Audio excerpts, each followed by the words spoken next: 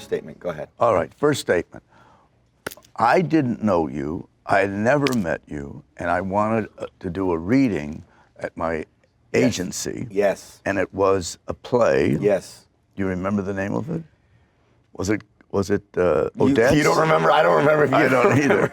But I it? wanted you to be the male lead, and I said, "How?" Do you remember the name of it? Not at the moment, but I don't You remember wanted anything. to do it really badly. Yes, and I called you. Do you remember where you were? When you called me? Yeah. No. You I had to remember the reading, of course. But you had to fly to LA to do the reading, and I've No, never did forgot- I? Yes, you did, and I did that's that? why I want to thank you on camera. Wow. And here we are. Yes.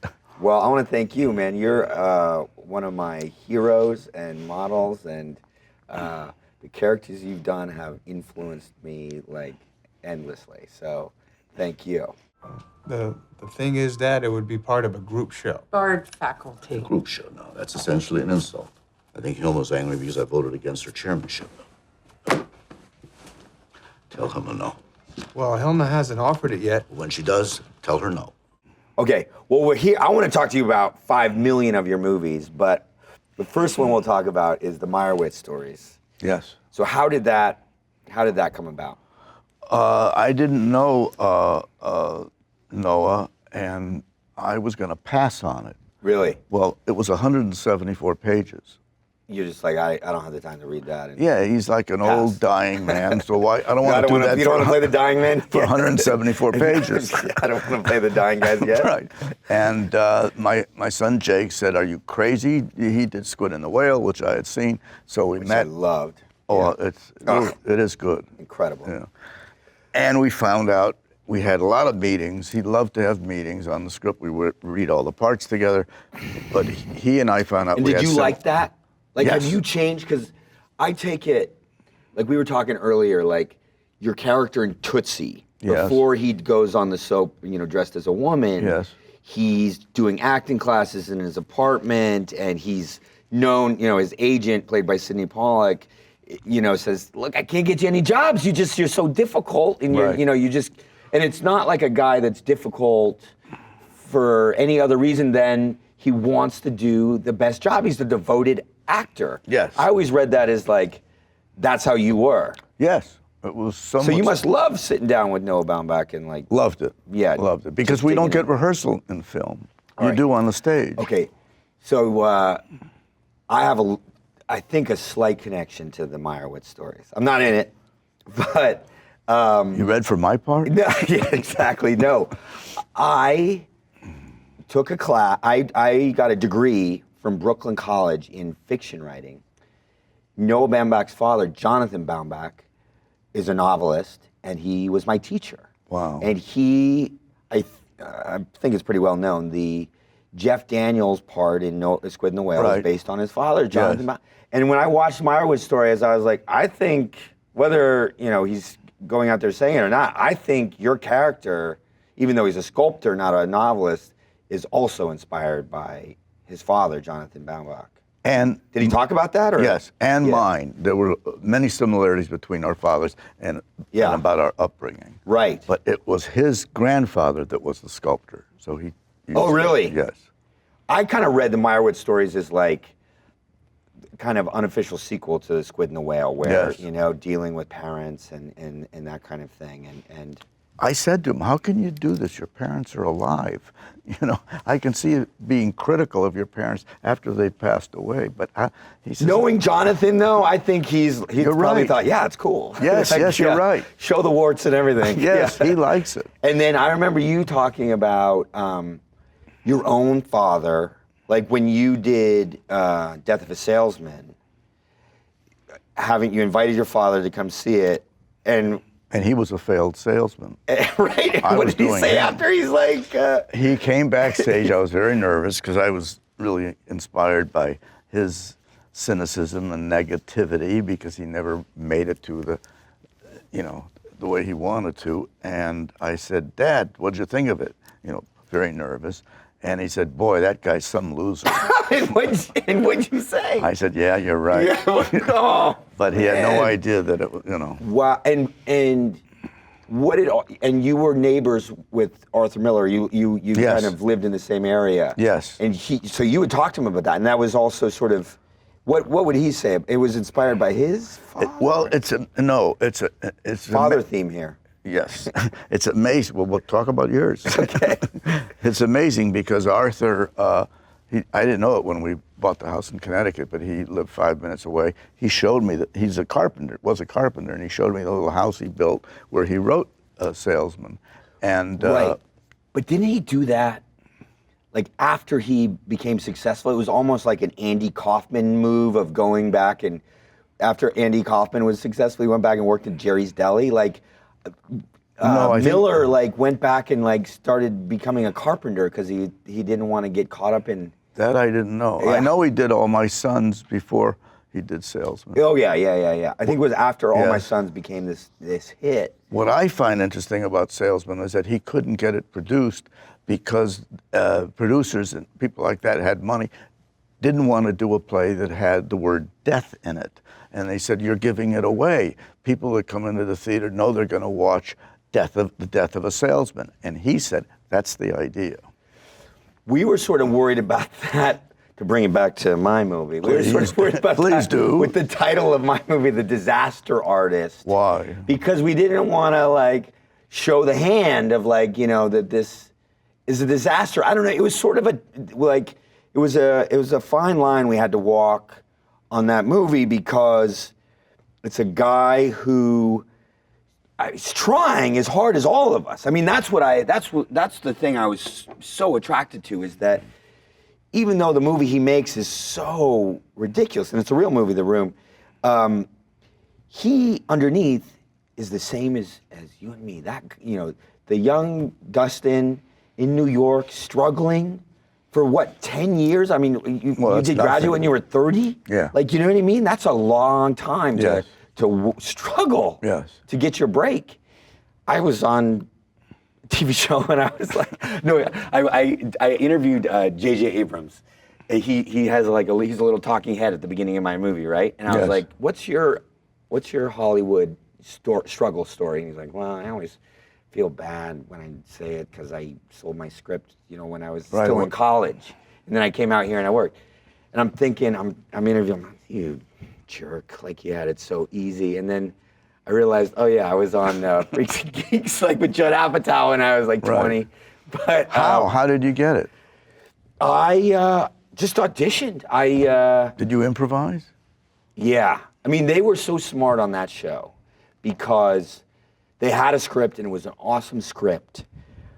But when they were just looking for kids that they wanted to work with, and then they just wrote to our personalities. The guy in the script that I eventually played was described as a Latino with Peter Frampton hair. And I wasn't that guy. They just liked me, and so they just wrote to me. And that's how they got such great personal kind of performances on that show. But usually, if you're an actor, you wait tables for 10 years. That's typical. I know. I worked at McDonald's. You did? Yeah. I couldn't get a waiting job. I went to UCLA. I looked at your thing, and you've had an education. You went 5, 6 colleges. Later. Oh. I dropped out of UCLA. My Right. parents said, so this is interesting. You said when Jake My started son. wanting to be an actor, you're like, of course I got to support him. What else am I going to do? Yeah. When I dropped out of UCLA, my parents, who were very loving parents, very smart, educated, they met at Stanford. They, I don't know, it seemed like they were very disappointed. They're like, well, my dad actually said you're being a fool, for dropping out of UCLA and going to work at McDonald's. What did he want you to do? Well, if he could have had anything, I would have been a mathematician, which was he tutored me in math, and then it sort of blew up in his face because I was in all the top classes in high school, and then I did a sort of placement exam for college, and I tested out of having to ever take another math class again. So I never did. So But I was you're not going to make a lot of money being a mathematician, right? probably, I don't know. Yeah, I don't know. Did that make you dissuade you from being a mathematician? You didn't. No, think it wasn't even about the money. It was just I I love literature. I love acting. I love movies. I love all that. Like, just not where my heart was in math. But anyway, I worked at McDonald's, but I worked there for like 2-3 months. But I practiced accents there, and all the accents were really bad. They were horrible. I can't believe I fooled people.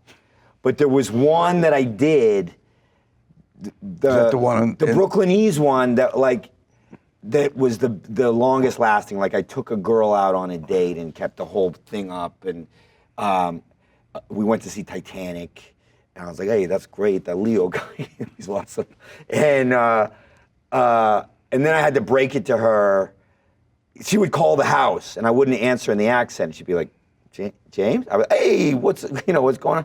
And then I had to break it to her, that I wasn't from Brooklyn, and she like looked at me like I was a stranger, you know?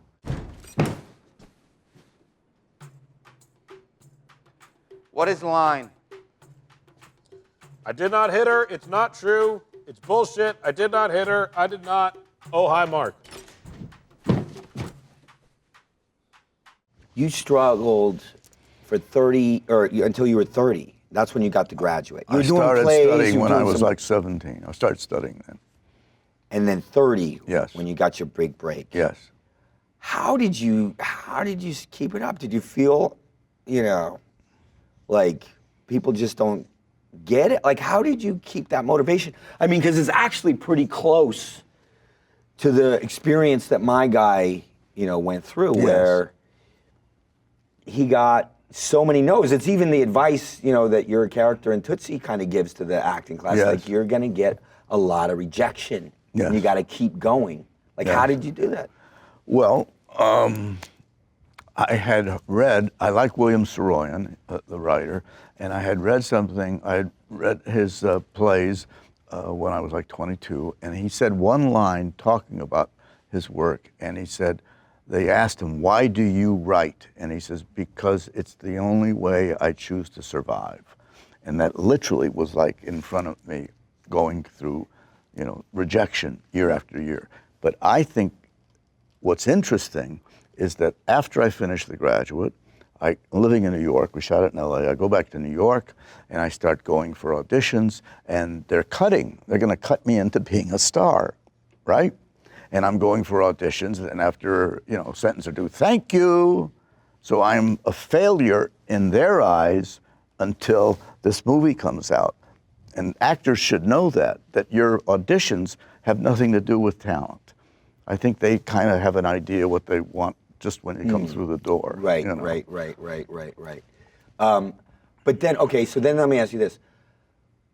You had this amazing sort of 1-2 punch at the beginning when it finally did happen with The Graduate and then Midnight Cowboy. 2 incredibly different roles, 2 incredible performances, 2 incredible movies that are just, part of the pantheon of great American movies now and great American performances.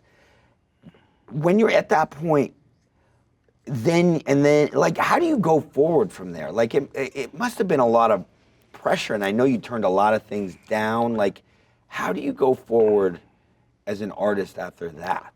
I had, and everybody else in The Graduate, we all had a great experience with Mike Nichols, I have to say the whole name, with Mike Nichols, because he rehearsed us in a way that you only do in plays for a month. And then when we started shooting, his personality became much edgier. And I thought that he felt that he had made a mistake in casting me, which he had, because the part is a 6-foot Redford, blonde hair, blue eye, and But no, did he want he wanted Charles Grodin? Like, Charles Grodin always talks about, like, yes, he turned down The Graduate to do The Heartbreak Kid or something like that? he may have, he may have. But so I'm so old now, I forgot your question. You thought he thought he had made a mistake, so you were like getting insecure or what? Oh my God, it was very painful. And I told my friends, I said, if this is what it's like to make movies, I said, I will never make another movie again. And when that movie was over, I said, fuck this. I can't say that, right? I said, this. I said, I'm going back to the theater, which is what I did. I mean, off Broadway. And a year went by before Midnight Cowboy came along, and I just thought it was a book first, and I thought it was a wonderful book. And I said, I want to play that part. Schlesinger didn't want me because he had seen The Graduate. He says, he's not that character. And I said, meet me in an automat at 3 in the morning where these kind of people hang out. And he did, and I dressed like that, and I got the part. And that part was not anywhere near as difficult for me as The Graduate, because I felt like I was Ratso growing up. Right. That was my impression of myself. Wow. And The Graduate was Redford, you know. How's my grandson, who I never get to see? Here. He's quite handsome. His hair's so blonde. No, that's his friend Sebastian. Oh, he's the one with his hand in his trousers. He's tucking in his shirt. I want to know the funniest experience you've ever had Oh, on a man. movie set. Was it in The Disaster Artist? The funniest on-set experience? Yes. Oh, man. It just came to me, the question. I don't know where it came from. I don't even know. I'll tell you what's popping in my head right now. I have another connection to you. Jonah Hill dated your daughter for a while, right? Yes, I'm not supposed to talk about that. Yes. Oh, really? You're not? I'm not supposed to bring in family. What? Oh. They all make me promise. Oh, okay, fine. I did a movie called Why Him? Yes. Anyway, Jonah was talking to Ben Stiller on the set one time, and he's like, "Oh man, I'm gonna go on vacation with Dustin Hoffman. Like, I don't know." And it was like really early in his relationship. This is true. And he was really like nervous about it. He thought, that you wouldn't like him or he'd make a bad impression or something like that. And the producer, Sean Levy, overheard it. Yes. He's like, that's a great story. Idea for a movie. And boom, it turned into this movie, Why Him, that I did with Bryan Cranston. This is the first that was time inspired I hear by you. this. I didn't know that. This is Yeah. the first time I hear this. Yeah. It's a Meyerowitz tradition, this house. Well, I guess I wouldn't know about that. I didn't mean it like that. She gets sensitive about these things. She feels like an outsider. She doesn't have kids of her own. I tell her, technically, you're their stepmother. Dustin, We hear voices. what is your funniest on-set experience? I can't remember one on set. I do remember stage, and you've done stage. Yes. But sometimes on stage, when you're doing it for a while, there's always another actor. You can look at him cross-eyed, and you try to see who can break up the other guy. And we did this, and he did. I can't remember what he did. Which production? I think we were extras, a cook for Mr. General. This is a long time ago. I would say, yes. I think it was 1964 or 5. Okay. And I do something, and then he does something, and then I start laughing, and I can't stop, and then he starts laughing, and the audience, and we're really laughing, and the audience is laughing at first because they think it's part of the play, and then we keep laughing because we can't stop. And you can hear them suddenly start to get quiet and hostile because they're not in on this. And it got to the point where has it happened to you? I never broke up laughing on stage, although Chris O'Dowd, we did have Mice and Men. Yes, And I there know were- that you did that. You played George. Yeah, Yes. he played Lenny. Yes. There were a couple times, when he'd slip something in. It would just be a special, like we were talking about the rabbits or whatever. Yes. He'd slip some stuff in, but I don't think he never got me. Oh, well, There was one time. What? Oh my God. Tell me about the rabbits, George. No, it Tell me wasn't about the Chris. rabbits. It was it was during the when Curly comes in and he's Right. all mad that thinks his wife's giving time to everyone, and He wears a glove. yes, what a creep. Yes. And this one actor just kept. I don't know if he was just trying to get attention. He would just give the biggest reactions, and like Curly's like, "Who did?" And the guy would be like.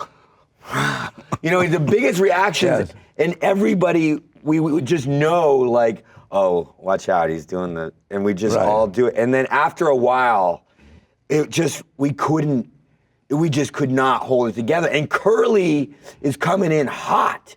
He's hot, and all the actors are laughing And he thinks, the actor, Alex, thinks we're laughing at him. Right. Because, Curly's having a fit, but it's because this other dude is like cheesing it up. And we're all laughing, and then the audience just like they had to, like the stage manager had to come in because it was just. Literally. I mean, not on that stage, but like had to have a talk with all of us and like get the Ham to like stop doing all the faces. Because, like, it just was derailing the entire show. This Marcus, I hired him to documentary The Making of the Room. He captured every comment. Oh yeah, Tommy weird. Tommy like Frankenstein. He like vampire rapist. I hear everything. You're on my planet. I was talking to you before we came out here, and I didn't know that this was taken from life. You said The Room. I've never heard of it until you said it. And maybe it's just because I'm so old, the idea of going to a midnight show, I've been asleep for 3 hours already, So how did you meet Tommy Wiseau? How did this all happen? Because when I saw your movie, I thought this is just a figment of your imagination. Oh, no. It's all real. And you thought it was like farce. You thought I was, like. Yeah, but I think of farce as deep comedy. Well, break that down real quick. I like what you were saying out there. Strasberg said he gave an example. He said there's two people in a hotel room that are having an affair. They're both married to someone else. The woman is at the window and she's smoking and she's looking out. Suddenly she's waiting for the guy she's having an affair with to come in. Presently he comes in, he stands there, looks at her, she looks at him, and they walk around the bed and they embrace. He says, that's realism. Okay. He says, comedy, same thing happens. She's looking out the window, he comes in the door, he closes, they look at each other, and they run across the bed and embrace as fast as they can. That's comedy. Okay. Farce, she's waiting for him, he comes in, and she looks at him, he looks at her, and he runs across the bed without knowing it, because it's the fastest way to get to her, but doesn't betray anything in the acting. In other words, he just runs across the bed. It's like Marx Brothers, and then, so it's a deeper truth. Jumps right into the bed. Or gets her first, yes. Okay. Because it's the fastest. It's the fastest way you can get somewhere. But that's a compliment. Yeah, I kind of get work. it. Yeah, I kind of get it. Yes, I was thinking about it because we played. I think the way that we approached this movie was actually not to do it as a farce or like the movie as a farce or as a spoof, but in fact to make it as realistic as possible. And you did. Because it's a real guy. Yeah. It's just that he, as a person, is so unusual, so strange, that the character is almost, farcical. By anybody's standard, almost, anybody else's standard, kind of a farce. Yes. But that's the beauty of the character, because the whole movie, the movie isn't, everybody else in my movie is very realistic. Yes, yes. It's just that this guy has such strange ideas about who he is and such blurry kind of self-perception. Yes. He thinks he's James Dean. He honestly thinks he's James Dean. He quotes Rebel Without a Cause in his movie. You're tearing me apart, Lisa. Yes. So the guy that looks like a vampire thinking he's James Dean, that becomes farcical. But underneath, like you're talking about with farce, you play it real. You're not winking. Never, right? never. So with this guy, like, that was also the secret sauce, that underneath he's so passionate. He's as passionate as you and I were when we were starting out, It's just that it's filtered through his bizarre artistic expression and his bizarre perception of himself. And so it comes out very strange. And when he finds out in the movie that, in fact, he's not as talented as he would like to be, one gets the feeling that he stays at it. He is not going to leave. Well, here's the crazy, ironic success / ironic, tragedy of his life and career is when he made the movie, he put on the poster a Tennessee Williams level drama. Like when I met the composer. The composer is head of music department at LMU. That guy was like, before I met him, he said, watch Streetcar Named Desire because that's like the kind of movie I made. And so he intended it to be a deep drama. When he put it out and everybody laughed at it, he could have done one of two things. He could have just said, F you don't understand my work, or he could do what he did, and he embraced that. But he didn't take a Tennessee Williams level drama off the poster. He kept that on. He just added an enjoyable black comedy. So it's both. Yes. So strangely, in his mind, it can encompass both. And he made this in comedy as he intended, but he's still greatest director ever. You know, so he somehow can do the mental gymnastics to be both. Where did his accent come Well, from? that's there's three mysteries of Tommy Wiseau. Yes. Where he got his money, because he paid that's right. $6 million for it. Yes. And the bank guy says, Yeah. you don't want to know yeah. how much, right? How old he is, because he's, I think, at least in his late 40s when he Yes. made it, but he said he was in his 20s. Yes. And where he's from, because he sounds like he's from Eastern Europe, but he's never heard from an New accent like Orleans. That's right. He's an all-American guy. Yes, but I've never heard an accent like that. And No. I kept waiting for you to, be inconsistent, and you weren't. Thank you. Was it hard to get? It was infectious. I think it's the new Tony Montana. Like everybody's got a Scarface impression. Like Right. Tommy's like, no, I just want to do it all the time. It's too bad you're famous because you could take a girl out and beat him, With that, get away. I don't know how successful I am. Like,